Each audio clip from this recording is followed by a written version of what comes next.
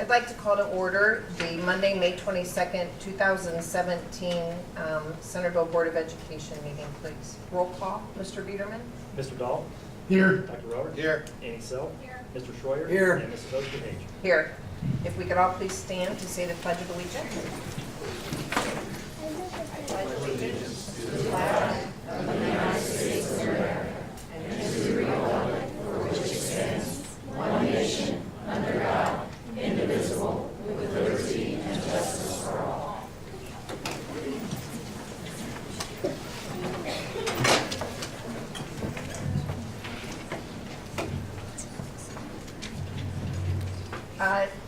On the agenda is the approval of the agenda as presented. May I have a motion to approve it? So moved. Second. Roll call, please, Mr. Biederman. Mr. Dahl? Yes. Dr. Rower? Yes. Annie Sell? Yes. Mr. Schroyer? Yes. And Mrs. Osterhage. Yes. Next on the agenda is honors. Dr. Henderson? Thank you, Mrs. Osterhage. We're going to start tonight by honoring our competition cheer squad, and I'd like to have coaches Rick Bottles and Wendy Tolbert come up to the podium, please, to make the introductions.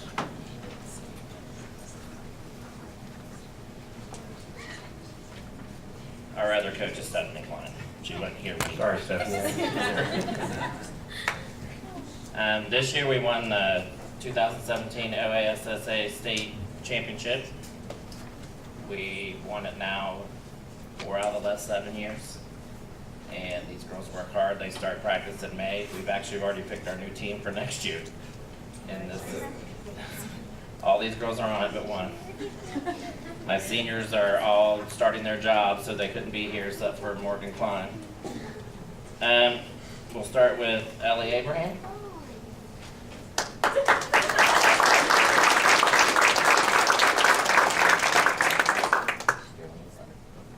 Adley Byland.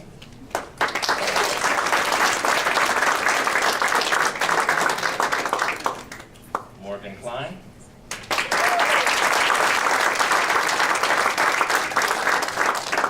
Natalie DiPietro.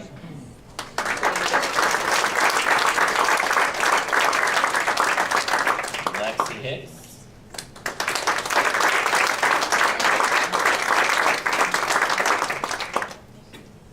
Kylie Core.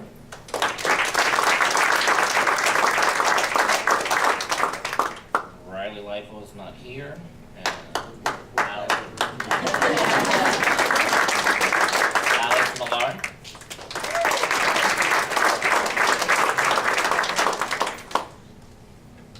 Rose Minton is not here.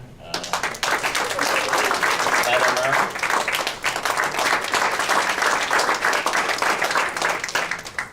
Mackenzie Muth.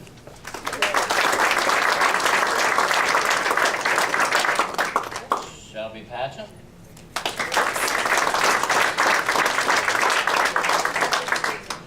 Chloe Riley.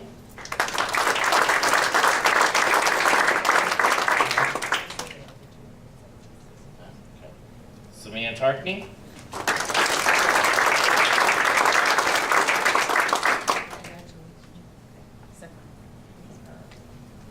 And Mara Wozniak. Megan Riley, Audrey Snyder, Gabby Tisma, Grace Weir, Haley Weiss, and Katie Zeller are all here.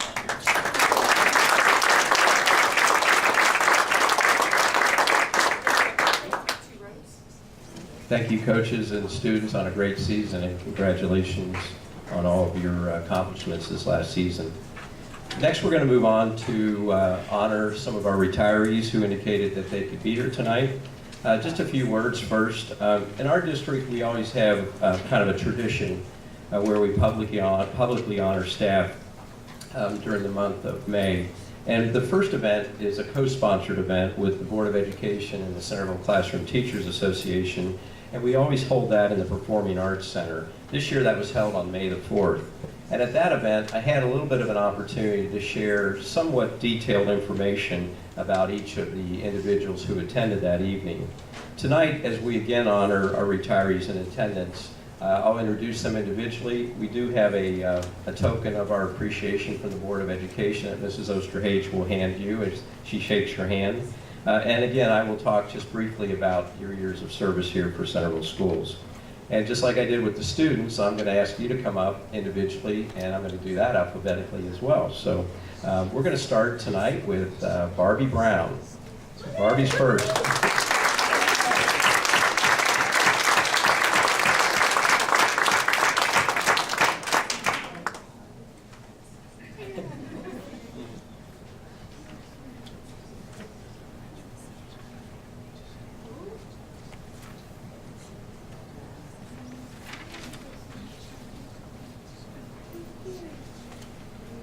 Barbie is retiring as the secretary at Primary Village North. Barbie has actually spent 25 years in that building. In 1992, she started as a classroom aide. In 1997, she moved into the role as an office aide, and then in 2007, she became the secretary. So Barbie has spent the last 25 years in the building supporting numerous staff, running the building for those 25 years, taking care of the current principal, Mrs. Klein, and all of the students there. So congratulations, Barbie.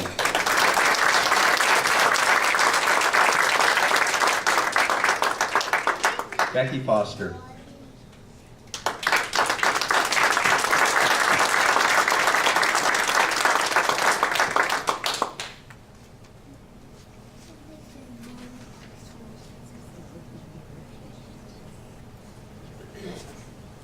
Becky actually started her service in the district as a mom, volunteering at Driscoll, and she did that for many years. Later, she was hired as a substitute aide in the fall of 1988, and her claim to fame is that for the 4 years she subbed in just about every building in the school system, including the board office and transportation, with one exception, that was Watts Middle School. Not sure where that is, Mr. Yucks, but anyway, he's not the reason, no, just kidding. Becky was then hired at John Hole in 1992 and was there for 2 years. Then later she was hired after a levy failure again in 1996 at Centerville High School as a teacher, clerical aide. And for the last 5 years, she's been in charge of the copy center here at Centerville High School. So Becky has devoted 29 years of service to Centerville schools. Congratulations, Becky.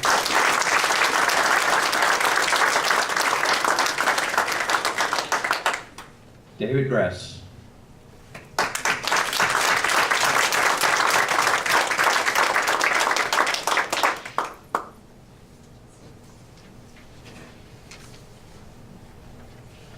David was in the Navy and then worked at Central Printing Company for over 35 years until that company went out of business. In 2005, David started driving a school bus for Centerville City Schools, and he's been in that position for the last 14 years. David has enjoyed his opportunities to be a bus driver and has done a great job for us, so congratulations, David.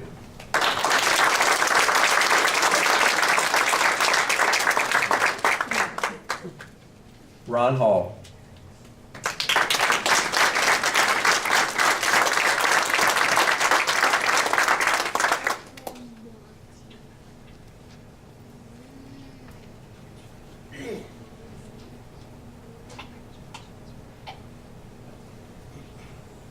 Ron actually started his years of service in the Dayton Public School System, where he worked there for 3 years.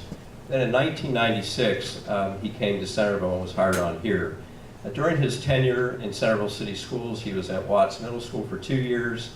Then he went on to spend the majority or the rest of his career at the high school. Also during his time in Centerville Schools, he's been a middle school track coach for 9 years and also an intramural basketball coach for 2 years. So this marks 21 years for Ron in Centerville City Schools. Congratulations, Ron.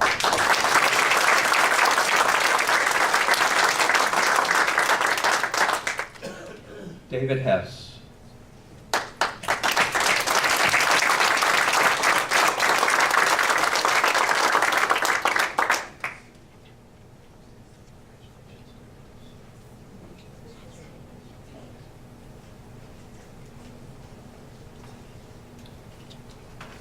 David actually is a graduate of the University of Oregon and also was in the Air Force ROTC and was commissioned a second lieutenant in the Air Force. He actually entered active duty in November of 1964 and actually flew many, many missions in the Vietnam War. He flew missions over Cambodia, Vietnam, Laos, and actually competed over 202 combat missions. He was awarded 3 Distinguished Flying Crosses and 13 Air Medals for heroism. And he retired in 1994 as a full colonel, and he did a lot of different things, or he tried out a lot of different things, but basically what he really liked to do is to drive a school bus. So he's done that for us for the last 18 years. Congratulations.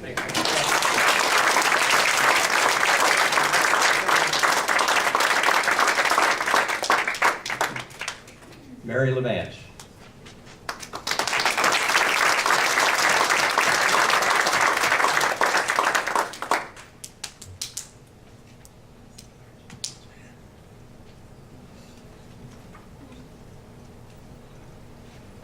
Mary is retiring as the school counselor at Driscoll Elementary, where she's worked for 16 years.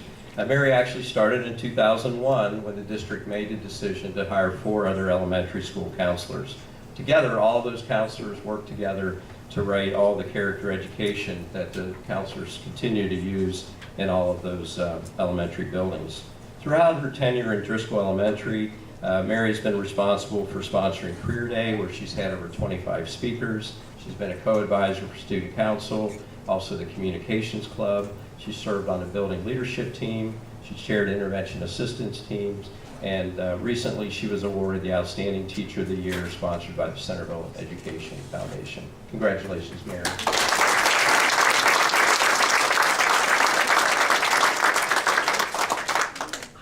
Ruth Quinlan.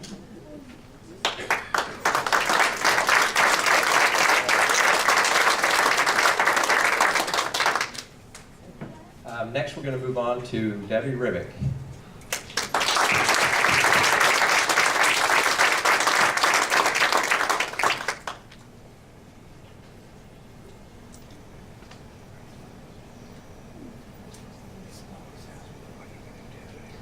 Debbie was in charge of central office.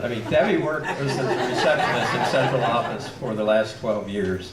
Debbie has always presented a very positive face and the voice of Centerville Schools as the receptionist at the central office. Debbie always had a real knack for getting to know all staff and also the public who frequented central office, making them feel welcome and answering all questions. I know I, for one, appreciate Debbie's support, as do the rest of the central office staff. She's a great asset to our district, and thank you for your 12 years of service.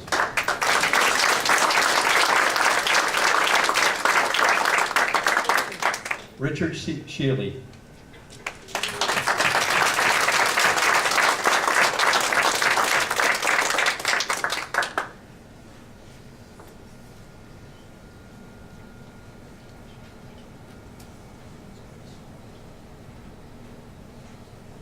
Richard has lived his entire life in Dayton, and for 31 years he worked for Beaver Creek City Schools. He started a second job here in Centerville Schools as a sub-custodian, and then after 16 years of working full-time for us, he retired this past December 31st. The one thing I always noticed about Richard when I was here at the high school was the smile that he always had on his face, just like he does now. So, very hardworking, positive individual here at the high school, and we appreciate your 16 years of service. Thank you.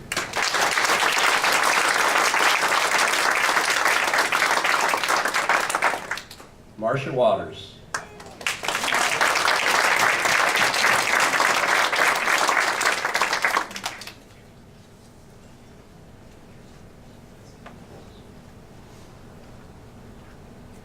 This year concludes Marcia's 20 years of teaching with Centerville Schools. She was Klein's library media specialist for 15 years, and then she's taught second grade at Klein for the last 5 years. Prior to this time, she had a wide range of teaching opportunities. She has taught students in all grades throughout her career except for 6th grade. In addition to all this, Marcia went through a very rigorous academic credentialing process known as the National Board Teacher Credentialing, and she is a National Board Teacher. She's always learning and plans to continue that quest for her knowledge and her retirement. She states that working in the Centerville City Schools has been the highlight of my career, especially the last 5 years as a second grade teacher. Guiding young children in their learning is certainly a reward and a blessing. Thank you, Marcia.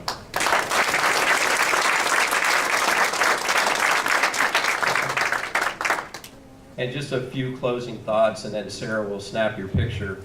The retirees in attendance tonight are a small part of a great team that makes up Centerville Schools. I believe, and I know I'm a little biased, but I think I tell our parents and our community members all the time that we have the greatest kids, greatest parents, and outstanding staff. And this is a sample of some of the great ones that we have. So to all of you tonight, on behalf of the Board of Education and all the staff in Centerville Schools, wish you well. Congratulations on your retirement. Thank you for making a difference in the lives of our children each and every day. The best of luck to all of you. Thank you.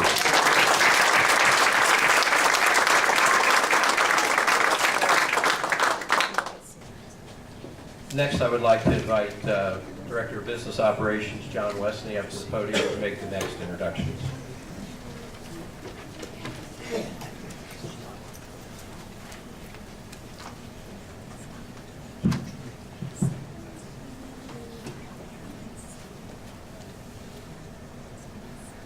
Good evening.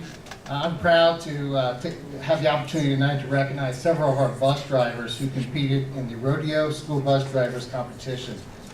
On April 22nd, the Regional Rodeo Bus Drivers Competition was held in Miamisburg. The purpose of the rodeo is to help support the bus drivers to promote safety, professionalism, and an opportunity to recognize our drivers for their hard work and efforts that they do to protect our students as they transport them to school. The rodeo takes place across the state in 8 regions, and participating drivers take written exams, maneuver a school bus through a series of practical skills that are designed to test their abilities. Now, for most people, we find difficulty in parallel parking our own cars. Would you imagine trying to parallel park a school bus or to drive a school bus through a set of obstacles and cones both forwards and backwards?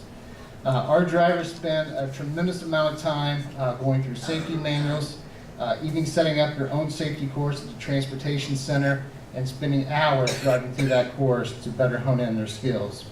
The top 6 drivers from each region move on to state competition. And tonight I'd like to recognize some of our winners, although not all of our drivers could be here tonight. The individual winners in the Ohio Western Regional competition: 5th place winner, Therese Maletti, who couldn't be here tonight, and our 1st place winner, Mike Keller.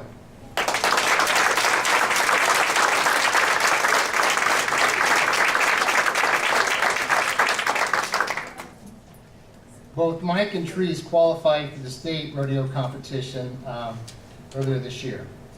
Centerville is also well represented by 7 additional drivers at the competition. Drivers include Doug Pence,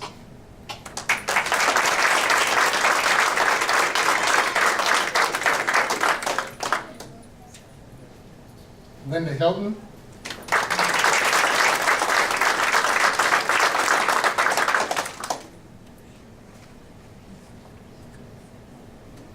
Ed Pokorski, who couldn't be with us tonight, Catherine Kasperzak,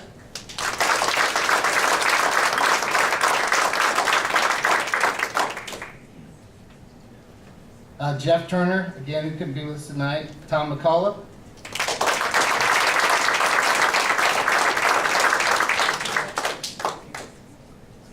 and finally, Debbie Huey.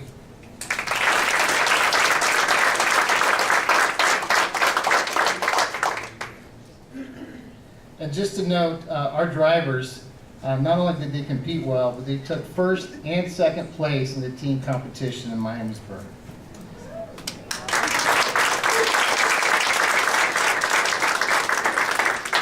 Additional members of our transportation department also assisted at the regional event by being volunteer judges, and I'd also like to recognize them tonight as well. Andy Trick,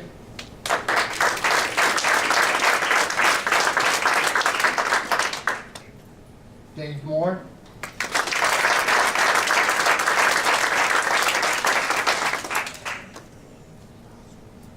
and finally, Vicki Kendrick.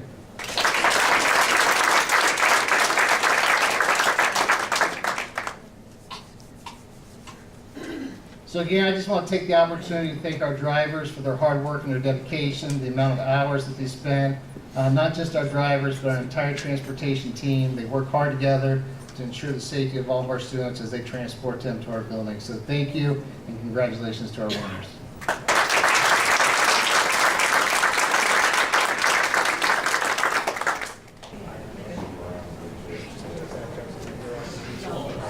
Okay, we're going to move on with the agenda. Next on the agenda is the Board of Education report. A legislative report from Mr. Jeff Schroyer, please. Thank you, Mrs. O. I have three reports tonight. The first one involves the biennial budget. The second one involves our current Secretary of Education. And the third one addresses a looming potential graduation crisis for the class of 2018. First of all, I would like to say that the Ohio House approved its version of the biennial budget by a vote of 58 to 36 several weeks ago, just a day after the House Finance Committee passed an amended substitute House Bill 49 with added changes impacting primary and secondary education. Now, I've been sitting at this table for 9.5 years, and I still can't understand all of the changes that they were talking about. So at some point in time, Mitch can explain that a heck of a lot better than I can. So, secondly, I want to let everyone know that the last week marked Betsy DeVos's 100th day as the Secretary of Education. And basically, since the very beginning, she has proved that she is not a fan of public education. I'm very sorry to see this. This week, when she testifies before the House Appropriations Committee about her plans to slash public education funding, we can definitely expect more of the same. Basically, what the current Secretary of Education wants is to divert scarce dollars away from our public schools and give it to schools that are unaccountable to the public. This plan is backed by her boss, the president. Educators know vouchers, which use public tax dollars to subsidize tuition at private schools, don't work. The reality of it is, all they do is drain critical funding away from 90% of the students, of the nation's students who attend public schools. The third topic I would like to address is this potentially looming graduation crisis that we have in Ohio for 2018. Basically, the State Board of Education has recommended that Ohio lawmakers create additional options for earning a high school diploma for students in the class of 2018 who are now the current juniors. This class is the first one to be subjected to new graduation requirements. Left unchanged, these new requirements could well lead to a dramatic decrease in the high school graduation rate. The State Board recognized the need for a transition period and called for the creation of a work group of stakeholders to recommend alternatives. Most of us up here and many of us in the administration believe that the state should reduce the amount of testing as well as the high stakes decisions associated with such testing. Our graduation requirements should allow students to demonstrate skills and content knowledge in ways that are not dependent on testing. So basically, this group of stakeholders proposed several alternatives for the class of 2018. One recommendation would allow students who do not meet the requirements of the current pathways to graduate, provided that they take all required end-of-year course exams and meet 2 of 6 specific conditions. The second recommendation is aimed at career tech students. It would require students to complete a career technical training program approved by the Ohio Department of Education and accomplish several of 3 different options. And that's what I have tonight. Thank you. Thank you very much, Mr. Schroyer. Anybody have any questions this time? If not, we're moving on to the next item on our agenda, which is the hearing of the public. The Board of Education provides this as a convenient opportunity for public comment before any official action is taken. I will ask if anyone would like to address the board. Speakers are requested to address the board from the podium, to state their name and address, and to limit their comments to no more than 3 minutes, as the board does have pre-scheduled reports and action items on the agenda. The board will listen to all who speak, but generally not engage in discussion or dialogue at this time. Matters requiring follow-up will be directed to the superintendent.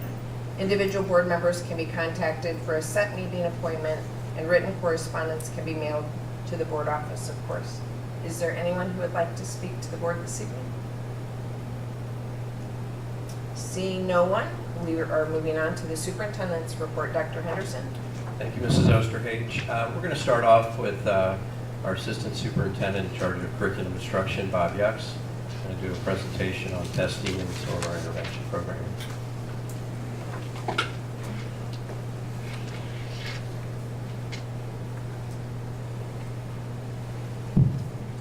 Thank you, Dr. Henderson. Mr. Schroyer, that was a nice segue for me. I appreciate the intro there. I would like to add that I'm not so sure that being critical of education is necessarily bad, or public education for that matter, but when you're critical of it across the board, that's where I have some concerns.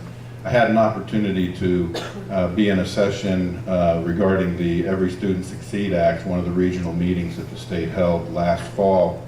And at that time, one of our state board members, Tony Wagner, said to me that, oh, you're from Centerville? The best thing we could do for Centerville would be to stay out of your way and let you teach kids. So it's unfortunate that sometimes things get in the way of that. Tonight I'd like to talk just a little bit about that. So I better warn you that the opinions expressed in some of this presentation may not reflect those of the board or other Centerville school administrators. However, I will tell you that the numbers I'm going to share tonight are conservative and verifiable. You know, the state legislature and the Ohio Department of Education have been sharing the same message recently. They've talked about the fact that really they have reduced testing, and that many of the tests that public education are now providing students are self-imposed by school districts. Well, I'd like to take a look at those for just a minute with you and evaluate those. So I'm going to step back so you can see this a little bit and talk just for a few minutes about testing. First of all, I'd like to share with you my concerns about the MAP, or the measures of academic progress. We do provide that grades 1 through 5. The State Department, however, does not recognize that as one of the Ohio State tests. So they don't always consider that when they talk about the number of tests that schools give. However, the law requires us to evaluate teacher performance based upon student performance. And student performance has to be measured at the beginning and the end of the year, and you have to use a state certified test for that purpose. MAP happens to be one of them, so we give it for that purpose twice a year. As you can see, we give that in grades 1 through 5. 54,000 tests were given in the fall and the spring for math, and then 5,400, excuse me, and an additional 5,400 fall and spring for reading. It's going to add up to more than 54,000 when I'm finished. The Ohio State test, this is one that they do count. And there's a lot of weight to this one, because this is the one that if you recall, determines a child's ability to move on to 4th grade.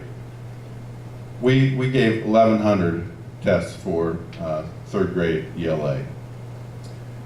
A new test this year, one that oftentimes the state won't talk about either in terms of one of their tests, because it's not a state test. It's not the Ohio State test. It's not an Ohio graduation test. But the ACT was required by law to be given, or the SAT, one of the two, to every junior across the state of Ohio. If you add up the numbers there in terms of the number of juniors that we tested, it's just over 650 tests that we had to give for our juniors. It's ironic too that in the state of Ohio we only have about 1/3 of the students that graduate from college, but yet the state is requiring that 100% every junior take a college entrance exam now. In addition to that, we are phasing out the Ohio graduation test. This year's seniors class. Congratulations, seniors. Just had that graduation. They were required to complete the Ohio graduation test. We did give 27 tests. That's not 27 seniors. Any student that moved into the state of Ohio who had not taken them and wanted to graduate this year had to take all 5 tests. So that's a number of students. Some students that were move-ins, as well as those few students that were left on our rolls that had to complete one or more portions. So moving on, doesn't seem to be an end to this. The Ohio State test, now they will count these tests, and the Ohio State test for high school students, we gave 9,700 tests in English, math, science, and social studies. Again, those are required. In middle school, we gave over 17,000 tests in the same subject areas. In elementary, over 18,900, almost 19,000 tests, again, those same 4 subject areas. In addition to those tests, oftentimes they don't count these tests either, but we are required, again, to provide an alternate assessment for every student with a significant cognitive disability. In other words, they're exempted from the Ohio State test, so sometimes the state, whether it's the legislature or the Ohio Department of Education, doesn't consider this in their numbers. Nonetheless, we are required to give that test. We gave that to 261 such tests. There's also a test for English language learners. That's for students who English is not their first language. They're developing their English skills, 734 tests. And then the Iowa COGAT test. Now they might argue that this, again, not a state test, but in fact it is, because we're required by law to provide a test for students to measure different areas of gifted services. In order to provide gifted services, you have to give one of the required tests. This one does fit the state's guidelines. We gave 1,100 at the elementary and 600 at the middle school. So when you combine, again, I'm just going to reiterate, these tests are all tests that we are required to give. When you add them all up, you get a grand total of 60,970 tests. That's just this year. These tests were given to our students this year. I was asked to try and provide some numbers for this. This is a very conservative estimate. So what I did is I tried to calculate if we gave those in class size of 30, which we know our elementaries don't have class size of 30, and if you recall, there were a tremendous amount of tests that were given at the elementary level.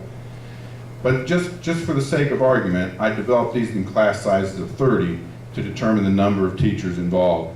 And so when I calculate that out, and also some additional time for the administrators that are responsible for providing those tests at each of those buildings, we come to just under $250,000 that was spent this year providing tests for our students. Bob, can I ask you a question? Certainly. How much of that did the state reimburse us? Of that $248,000, the state reimbursed us for, let me think, 0.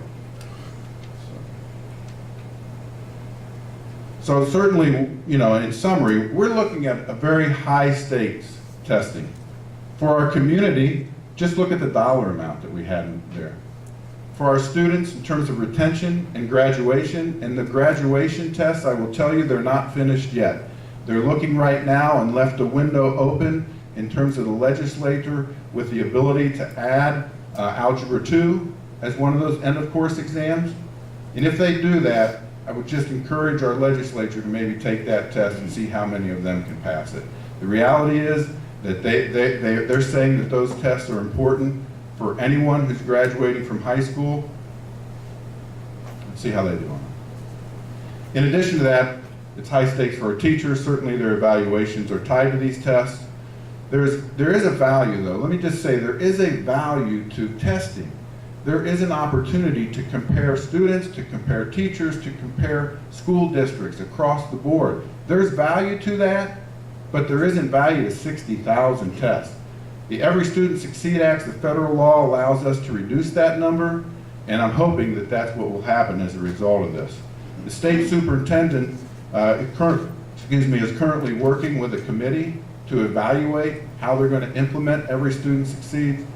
I'm just hoping that they will significantly reduce this burden of testing across the state. They have that opportunity.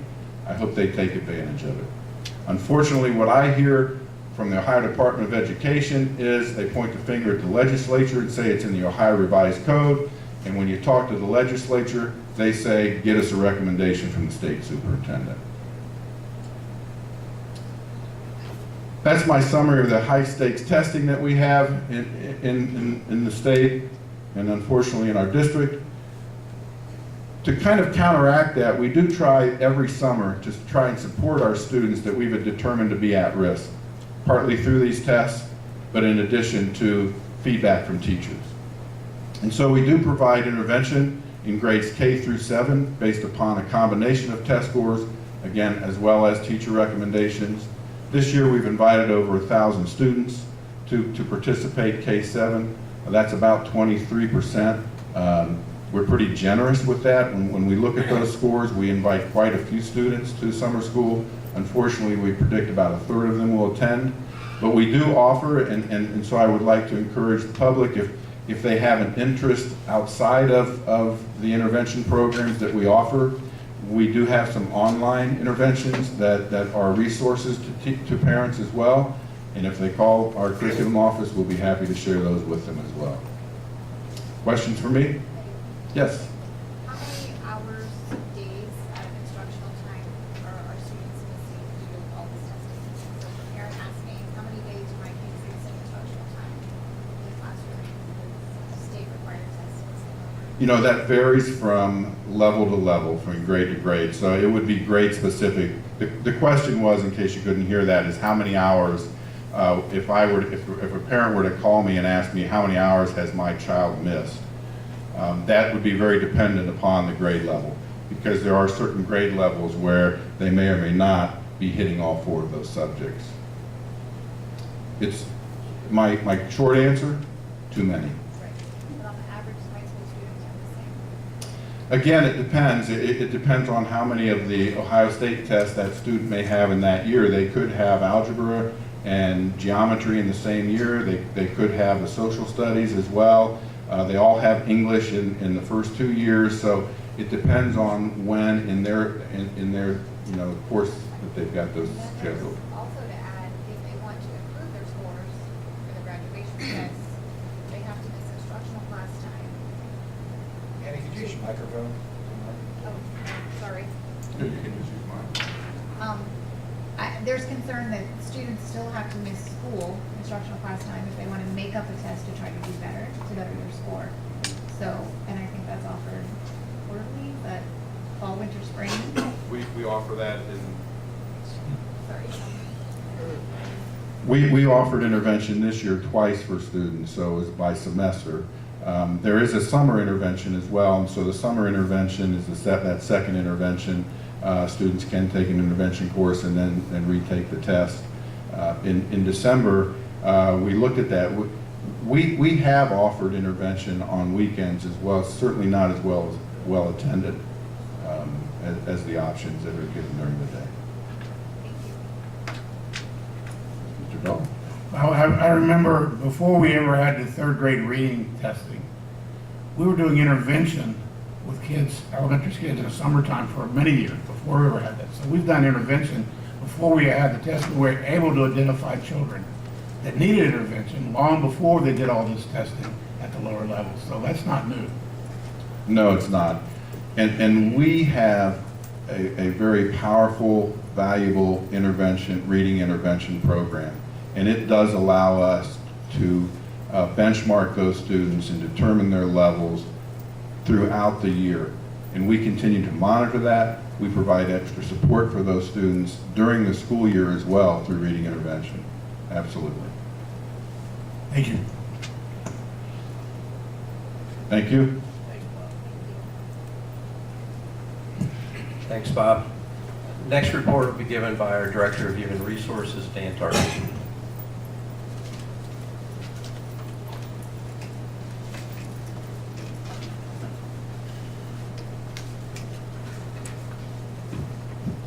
Thank you, Dr. Henderson.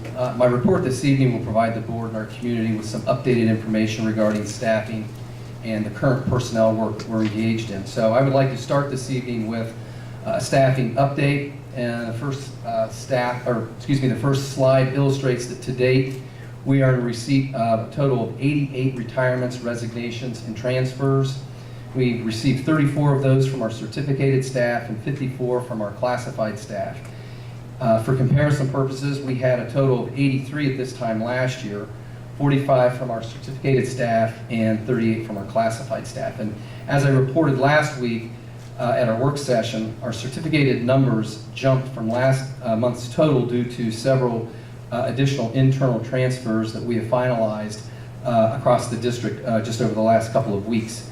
Specifically, we've effected 18 internal transfers, and 15 of those are observed within our certificated ranks. In addition to these transfers, we've also placed 3 certificated staff who will return next year from sabbatical leaves. So to date, we have published 8 internal job postings this spring, and we've hired a total of 22 brand new to the district employees. 14 of those will be certificated staff, and 8 of those will be classified staff. So it's been a very busy and productive spring in the area of personnel work. So in the area of personnel work, the next slide shows what we are currently working on. At kindergarten, at Primary Village South, there's a kindergarten spot. Right now, they are working through the interview process at PVS for a vocal music, and we have 1 intervention specialist position at Driscoll. At the middle school level, a Spanish position and a music position, both at Magzig Middle School.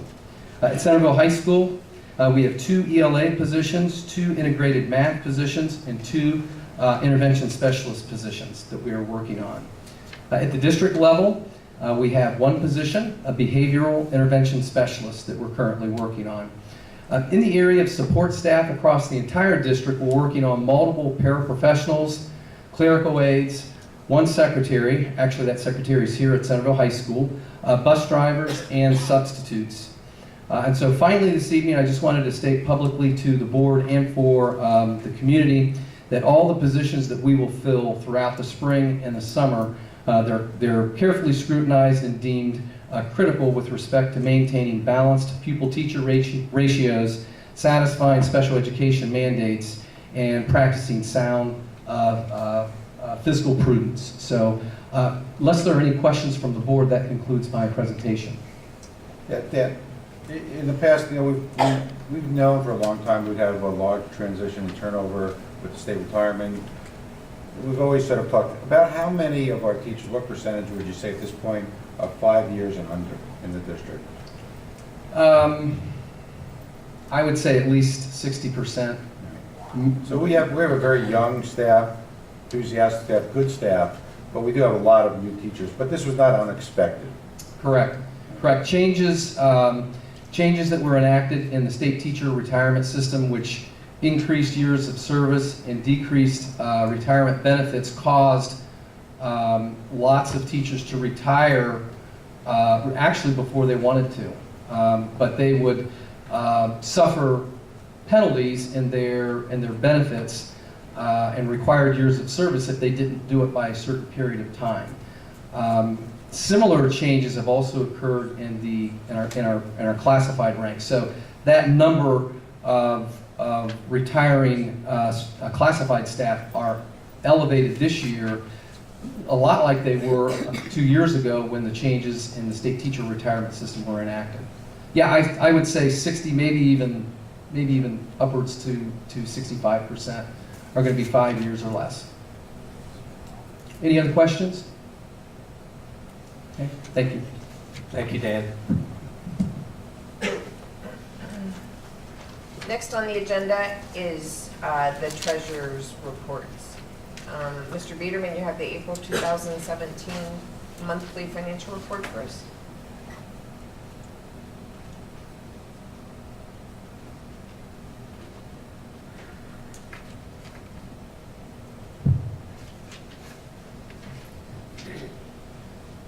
Good evening. Tonight I have a couple slides to briefly summarize our district finances. Then I will share some information about the revised 5-year forecast, followed by some information about the state biennial budget process. In April, we lost a little ground in the business tax collection and the state-funded tuition reimbursement revenue categories, but overall, our revenue is still up $41,000 compared to last year at this time. Real estate collections are below my original estimate by $621,000 for the year, or just under 1%, but are higher than last year by $67,000. The lower actual real estate collection will be used as the basis for projecting a 1% increase each year moving forward based on the projected growth in our community. In this slide, I share the expense categories, including salaries and benefits, are 3.6% higher than they were last year at this time. But I would add that the expenses are staying well under the budget approved at the beginning of the school year. Building level purchases have also slowed as we start preparing to close the books for fiscal year ending June 30th, 2017. As required by law, we are required to have a revised 5-year forecast approved prior to May 31st each year. In the revised forecast on the agenda for approval this evening and previously discussed at last week's board work session, I have estimated a decrease of $736,000 in overall 2016-17 projected revenue.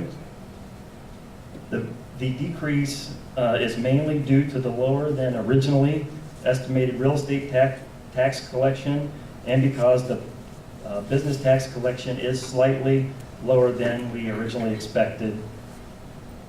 A utility company is only paying what they believe they owe and not what they are being billed for by the county auditor, and the already year-long legal process between the county and the company could take years before ultimately being settled.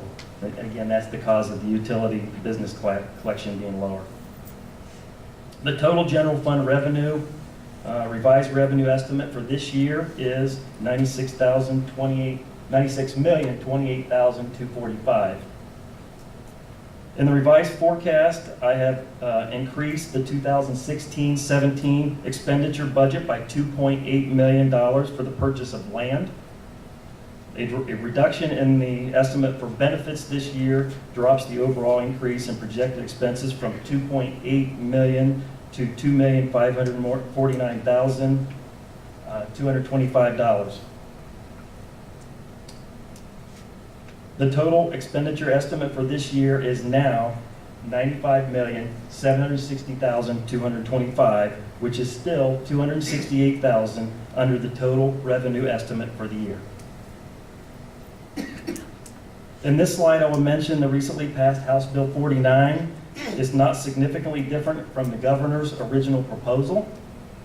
In both proposals, our state funding would fluctuate more than other school districts in Montgomery County, mainly due to the drop in transportation funding from 50% to 25% over the 2-year biennial budget. In the House version, the Office of Budget and Management has estimated our funding to increase $661,000 in year 1, and then decrease $612,000 in year 2. This means we would basically get a 1-year increase in funding, then revert back to flat funding status in the 2nd year of the budget. The state budgeting process is now in the hands of the Senate, and upon the legislation approval, a new 2-year state budget will go into effect July 1, 2017. And again, the main contact I've made with the legislators is about the transportation funding piece, trying to get that back up to at least the level we're at currently. That concludes my report this evening, unless there are any further questions from the board. Mitch, just to go back to the utility company that's not paying their taxes, which company is that? It's Vectren. All right, so just so everyone knows, the public knows, Vectren has a tax bill that's due, money coming to our school district, that they, on their own, have decided, we don't really owe that much, so we're not gonna pay it. Wouldn't that be nice if all of us as homeowners could say, you know what, I don't really think my house is worth that much, I'm only gonna pay half the taxes. So Vectren is part of the reason, because they decided on their own that they don't have to pay as much, they're not paying. And it could take years and years and years till we get it. That is Must correct. be nice. They're paying at about a 60% level based on what the county auditor has shared with me, Dr. Rohr. And it could take years before, it's already been going on, as I said, for over a year. Don't be afraid to use their name. I mean, they owe us money. I figured it would come up. Are we able to charge interest on that money?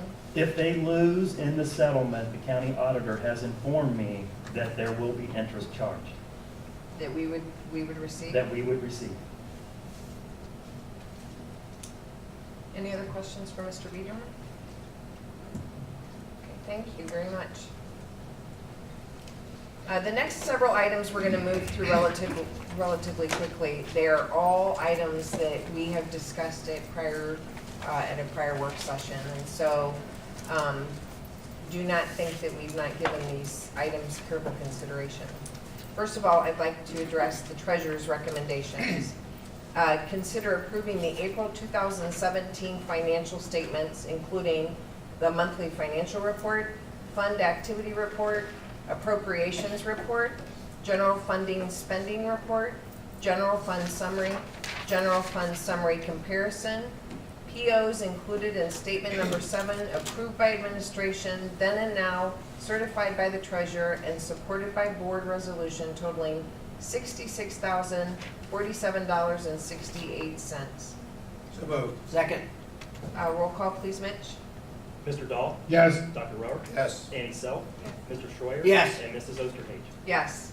Consider approving the minutes of the following Board of Education meetings. April 24th, 2017, a regular meeting.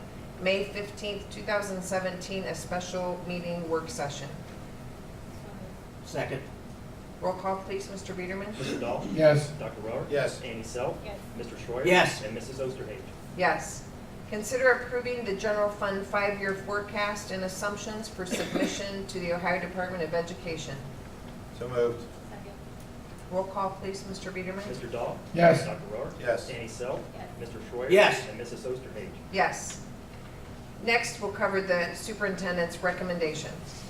The superintendent recommends accepting resignations as listed on Schedule A. The superintendent recommends the employment, change of employment status, or change of contract status for the certificated persons listed on Schedule B for the salaries, programs, and on the effective dates given. The superintendent recommends the employment, change of employment status, or change of contract status for the certificated persons listed on Schedule B for the salaries, programs, and on the effective dates given.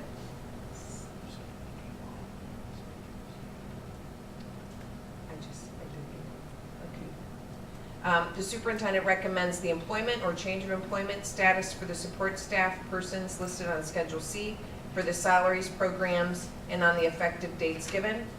The superintendent recommends the employment of the persons listed on the Schedules D and D1 for supplemental contracts or extra duty assignments. And Schedule G, the superintendent recommends the reemployment of non-renewed personnel listed on Schedule G for the reasons and on the dates given. So moved. Roll call, please, Mr. Biederman. Mr. Dahl? Yes. Dr. Rohr? Yes. Annie Self? Yes. Mr. Schreier? Yes. And Mrs. Osterhage? Yes. The superintendent recommends the employment, change of employment status, or change of contract status for the certificated persons listed on Schedule B1 for the salaries, programs, and on the effective dates given. So moved. Roll call, please, Mr. Biederman. Mr. Dahl? Abstain. Dr. Rohr? Yes. Annie Self? Yes. Mr. Schreier? Abstain. And Mrs. Osterhage? Yes. Consider authorizing Bob Yox, Director of Curriculum and Instruction, Sharif Kalabi, Elementary Curriculum Coordinator, Laura Collier, Director of Student Services, Dan Tarpey, Director of Human Resources, and Treasurer Mitch Biederman to apply and act as authorized representatives for Titles 1 through 6B and the preschool grant. So moved. Roll call, please, Mr. Biederman. Mr. Dahl? Yes. Dr. Rohr? Yes. Annie Self? Yes. Mr. Schreier? Yes. And Mrs. Osterhage? Yes. Consider a resolution declaring an urgent necessity exists and authorizing the execution of a contract with Weibel and Train Energy Systems for the replacement of 3 heating units at Primary Village North. So moved. Second. Roll call, please, Mr. Biederman. Mr. Dahl? Yes. Dr. Rohr? Yes. Annie Self? Yes. Mr. Schreier? Yes. And Mrs. Osterhage? Yes. Consider a resolution adopting the following textbook publishers for science grades 6 through 12, McGraw-Hill, Glencoe, Houghton, Mifflin, Harcourt, Pearson, Macmillan, and Cengage for the courses as defined in the curriculum pages, discussed at our work session, and reviewed with parents through the Curriculum Advisory Council. Second. Roll call, please, Mr. Biederman. Mr. Dahl? Yes. Dr. Rohr? Yes. Annie Self? Yes. Mr. Schreier? Yes. And Mrs. Osterhage? Yes. Consider a resolution entering into a contract with Shared Resource Center for facility assessment and planning for the possible option of all-day kindergarten. So moved. Second. Roll call, please, Mr. Biederman. Mr. Dahl? Yes. Dr. Rohr? Yes. Annie Self? Mr. Schreier? Yes. And Mrs. Osterhage? Yes. Consider approving the lowest and best bid for Centerville High School paving project and award Vandalia Blacktop and Seal Coating the work to include a 5% contingency for a total price of $209,685. So moved. Second. Roll call, Mr. Biederman. Mr. Dahl? Yes. Dr. Rohr? Yes. Annie Self? Yes. Mr. Schreier? Yes. And Mrs. Osterhage? Yes. Pursuant to Ohio Revised Code 121.22G1 and 121.22G2, I hereby move that the board adjourn to executive session to discuss the employment of an employee and the purchase of property. Move.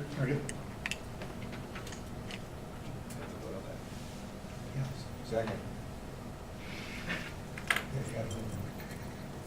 I'm sorry, roll call, Mr. Biederman. Mr. Dahl? Yes. Dr. Rohr? Yes. Annie Self? Yes. Mr. Schreier? Yes. And Mrs. Osterhage? Yes. Thank you.